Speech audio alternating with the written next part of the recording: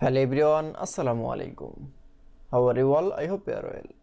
Welcome back to my channel in this new video. Today's video, how to convert Google Sheets to Microsoft Excel.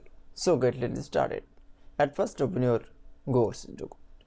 In this video, I will show convert Google Sheets. Now going to the file menu option. Now click for open. Then find your file to the convert. Now click for file. Now click for open. Then file to the convert to the Microsoft Excel. Now going to the file menu option again. Now click for a download option.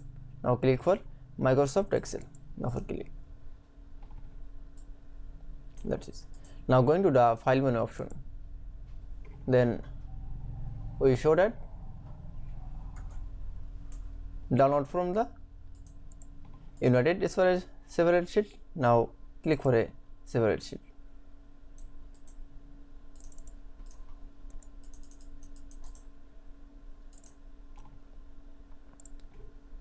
That's it. Then we show convert Google Sheets to Microsoft Excel is very easily. I hope to enjoy the video. Please like, comment, share and subscribe my channel. Thanks for